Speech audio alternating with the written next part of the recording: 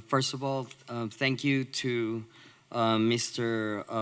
Mehmet Kilik, the president of Journalists and Writers Foundation, and Sembre Ulker, the director of Journalists and Writers Foundation, who extended the invitation to me to come here and moderate this amazing panel. A couple of years ago, when I started doing work for refugee resettlement, I was having a conversation with my father-in-law after the current administration was elected in the United States. And I was telling him, you know, worldwide, there is 68.5 million people displaced. And he told me, so what? I don't feel any compassion. I don't want anyone to come in to my country. And I said, you know, how can you say that? I'm an immigrant. And he says, well, you're not like those immigrants. And to me, I took that as a challenge, because in moments of conflict and tension is when we have the opportunity to build peace. And I'm imagining that everybody in this room thinks like me. So I'm talking to people who are like-minded. I like to talk now while I'm living in the Bible Belt, and I'm an advocate for refugees. I like to talk to people who don't think like me, so I can find commonalities.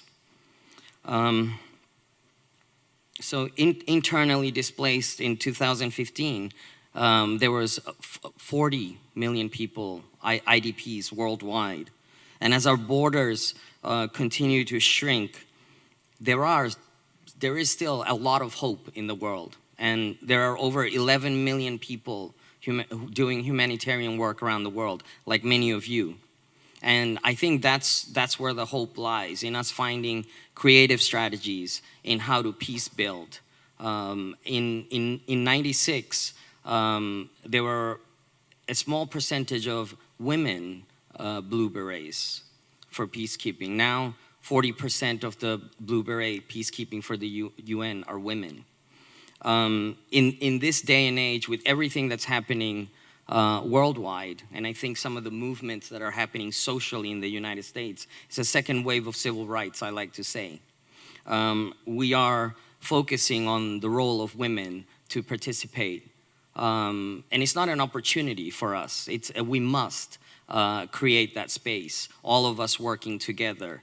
Women, as I've seen refugee women that come to the United States, many of them have to tend to their families, or there are certain cultural norms that don't allow them to go out to work. But also on the ground where conflict is happening, they face rape, violence.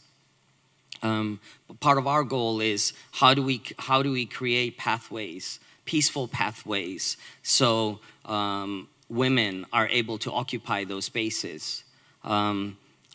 I personally think for a lot of cultural communication that has to be, that you have to have that sensitivity. How does a man, for example, coming from Europe, communicate somebody on the ground who is a Muslim woman who might necessarily not be able to communicate because of the cultural differences?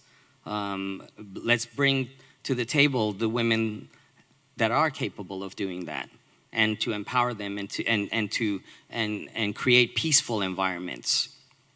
Today's panel for the culture of peace and conflict prevention, I'd like to introduce all my speakers first.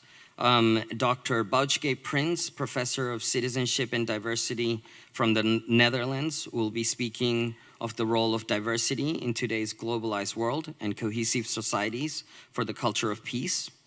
Dr. Boutje Prins is a professor of citizenship and diversity.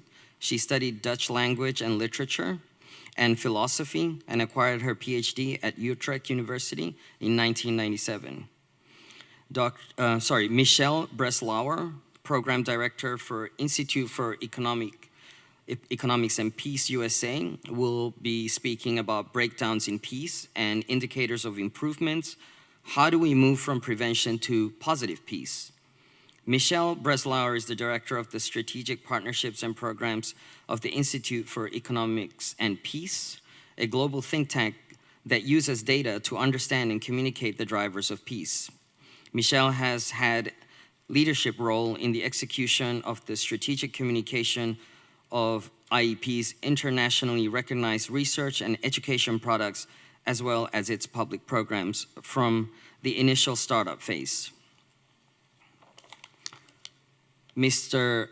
Pishtiwan Jalal is a PhD candidate at Virginia Tech School of Public and International Affairs, and he will be speaking about the role of education in conflict prevention and culture of peace. Pishtiwan Jalal is a PhD candidate at Virginia Tech School of Public and International Affairs. He's currently conducting research on the sectarian conflict in the Middle East and its impact on the Iraqi Kurdistan region. We will also have two discussants on our panel, Rabbi Dr. Sonja Pils, New York Ambassador, House of One, USA. She will be speaking about House of One as a best practice for culture of peace and conflict prevention. Rabbi Dr. Sonja K. Pils earned her doctorate from the Department of Rabbinic Literature at Potsdam University, Germany. She holds rabbinic ordination from Abraham Geiger College, Germany. Prior to joining the Central Conference of American Rabbis, she taught liturgy and ritual at HUCJIR, New York, at the Jewish School of Theology at Potsdam University.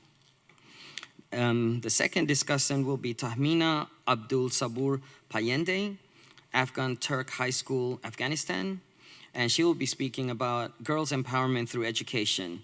Tahmina Abdul Rasul Payende has graduated from the Afghan Turk High School, and she became the first place by scoring 353 out of 360 in Afghanistan's university entry exam. Tahmina is now enrolled in a medical faculty in Afghanistan. So without further ado, I would like to give the podium to Dr. Baujke Prince. Please welcome her.